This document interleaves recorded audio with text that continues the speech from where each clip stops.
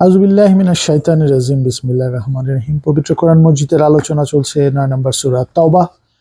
এখন তৃতীয় রুকু ১৭ নম্বর আয়াত থেকে শুরু হচ্ছে। মুশরিকরা শিরককারীরা যখন নিজেরাই নিজেদের কুফরি স্বীকার করে, তখন তারা আল্লাহর মসজিদ সমূহের আবাদ করবে, এমন হতে পারে না।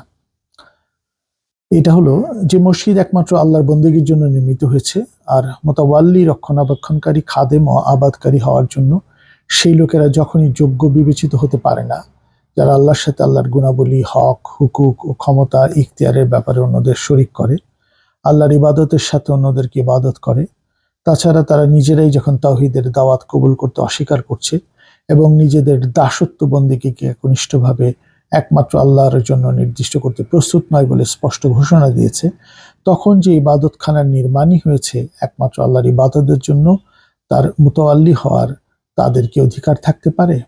এই আয়াতটা খুব গুরুত্বপূর্ণ, যে মুশরিকরা যখন নিজেরাই নিজেদের কুফরি স্বীকার করে। এই আয়াতটা ১৭ নম্বর আয়াতে আমরা নিশ্চয়ই দেখছি যে আল্লাহর সাথে যারা শরিক করে, এই শিরকের মাধ্যমে তারা নিজেরাই সত্য অস্বীকার করছে। অতএব শরিককারীরা কখনোই মসজিদের রক্ষণাবেক্ষণকারী হতে পারে না। শিরক ওদের সব আমল বরবাদ করে দিয়েছে, জাহান্নামেই থাকবে ওরা চিরকাল। আমরা ৮ নম্বর সূরা আনফালের যে ৩৪ নম্বর আয়াতটা দেখেছিলাম, সেখানেও আমরা দেখি এই ধরনের একটি বিষয় আছে। তখন বলা হচ্ছে, ওরা কি বিশ্বাসীদের কাবা ঘরে যাওয়ার পথে বাধা দিচ্ছে, যদিও এরা ওর বৈধ তত্ত্বাবধায়ক নয়। একমাত্র আল্লাহ সচেতনরাই এর বৈধ তত্ত্বাবধায়ক। কিন্তু এই জালিমদের অধিকাংশই তা জানে না। কাবা ঘরের কাছে ওদের নামাজ হচ্ছে শীষ ও করতালি। অন্যায় আচরণের মাধ্যমে এগুলি করতে। ২৫ নম্বর আয়াত সূরা আনফালে।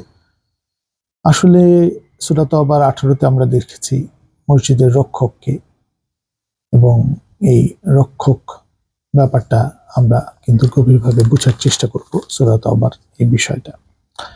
১৮ নম্বর থেকে শুরু হচ্ছে, অতএব যারা আল্লাহ ও পরকালে বিশ্বাস করে, সালাত কায়েম করে, আল্লাহর সাথে কানেক্টিভিটি সৃষ্টি করে, সংযুক্ত হয়, যাকাত আদায় করে, পরিশুদ্ধতা অর্জন করে এবং আল্লাহ ছাড়া কাউকে ভয় করে না, তারাই হবে আল্লাহর মসজিদের সংরক্ষক। তারাই কিন্তু মসজিদের সংরক্ষক। যে কেউ মসজিদের চাবি থাকলেই হবে না, সচেতনতা এবং প্রিন্সিপাল নীতিটা থাকতে হবে। এরাই সৎপথ পাওয়ার প্রত্যাশা করতে পারে। আর ১৯ নম্বর, যারা হাজিদের পানি পান করায় আর কাবা ঘরের রক্ষণাবেক্ষণ করে এবং যারা আল্লাহ ও পরকালে বিশ্বাস করে, আল্লাহর পথে প্রাণান্ত সংগ্রামে লিপ্ত, এদের দুদলের পুণ্য কি সমান হতে পারে? কখনোই না।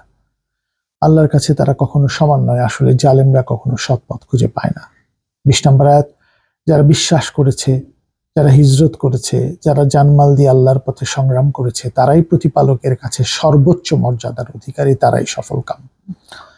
২২ নম্বর আয়াত, তাদের প্রতিপালক তাদের উপর সন্তুষ্ট, তিনি তাদেরকে তার অপার করুণা ও জান্নাতের সুখবর দিচ্ছেন, সেখানে তারা থাকবে, পরম সুখে থাকবে চিরকাল। নিশ্চয়ই আল্লাহর কাছে রয়েছে মহাপুরস্কারের সকল উপকরণ। ২৩ নম্বর আয়াত, হে বিশ্বাসীগণ, তোমাদের পিতা ও ভাইয়েরা যদি বিশ্বাস অপেক্ষা সত্য অস্বীকারকেই অধিক শ্রেয় মনে করে, তবে ওদেরকে কখনোই মিত্র বা অভিভাবক হিসেবে গ্রহণ করো না, পিতা এবং ভাইও না। তোমাদের মধ্যে যারা ওদেরকে মিত্র বা অভিভাবক হিসেবে গ্রহণ করবে, তারা নিঃসন্দেহে জালেম। তখনকার পরিপ্রেক্ষিতে এটা এসেছিল, কিন্তু এটা সার্বজনীন, সর্বকালের জন্যই প্রযোজ্য। ২৪ নম্বর আয়াত, হে নবী, বলো, তোমাদের পিতা, সন্তান, ভাই, স্ত্রী, আত্মীয় স্বজন, স্বগোত্র, অর্জিত ধন সম্পত্তি, ব্যবসা বাণিজ্য, যার মন্দার আশঙ্কা করো, আর তোমাদের পছন্দের বাড়িঘর যদি আল্লাহ, তার রসুল এবং আল্লাহর পথে প্রাণান্ত সংগ্রাম করার চেয়ে বেশি প্রিয় হয়, তবে অপেক্ষা করো সেদিন পর্যন্ত যখন আল্লাহর চূড়ান্ত ফয়সালা তোমাদের সামনে উপস্থিত হবে। জেনে রাখো, আল্লাহ সত্যত্যাগীদের কখনো সৎপথ প্রদর্শন করে না। তখন জানতে পারবে তোমরা যে ভুল পথে ছিলে। এই যে ২৪ নম্বর আয়াত পর্যন্ত আমরা আলোচনা করলাম, এখানে আমাদের একটি হাদিস বলি। যে কেউ আল্লাহর সন্তুষ্টির উদ্দেশ্যে মসজিদ বানাবে, আল্লাহ তার জন্য জান্নাতে অনুরূপ একটি ঘর বানাবেন বলা হচ্ছে। সেই মসজিদটা আসলে কি? সেটা নিজের বাসাকে মসজিদ বানানো যায়, একটা চমৎকার পরিবেশ, প্লেস, যেখানে আসলে সত্যিকার ভাবে অংশগ্রহণ করা যায়। এটা ১৭-১৮ নম্বর আয়াত আমরা দেখেছি। তো বুখারীর ৫৪৫ এবং মুসলিমের ৫৩৩ নম্বর হাদিসও কিন্তু ওইভাবেই আমাদেরকে বুঝতে হবে।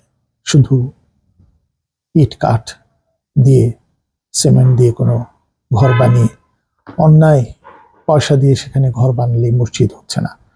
কারণ কাবা শরীফের হাতিম অংশটা রাসূলুল্লাহ সাল্লাল্লাহু আলাইহি ওয়াসাল্লামের সময় ঘর হিসেবে নির্মিত হয়নি, কারণ তিনি কোনো অন্যায় উপার্জন কারো কাছ থেকে গ্রহণ করেননি। এই ব্যাপারগুলো কিন্তু গভীরভাবে আমাদের বুঝতে হবে এবং জানতে হবে, এবং এই জেনেই আমাদেরকে এগিয়ে যেতে হবে একটার পর একটা। তাই আমাদের এই 24 পর্যন্ত যে পর্বটা শেষ হলো, সেখানেও কিন্তু মসজিদ বিষয়ক সত্যিকারের বিশ্বাস এবং ইবাদতের জায়গা, যে কোনো জায়গা তৈরি করার বিষয় আমাদেরকে গভীর শিক্ষা আমরা পেলাম। জাযাকাল্লাহু খাইরান। আসসালামু আলাইকুম ওয়া রাহমাতুল্লাহি ওয়া বারাকাতুহু।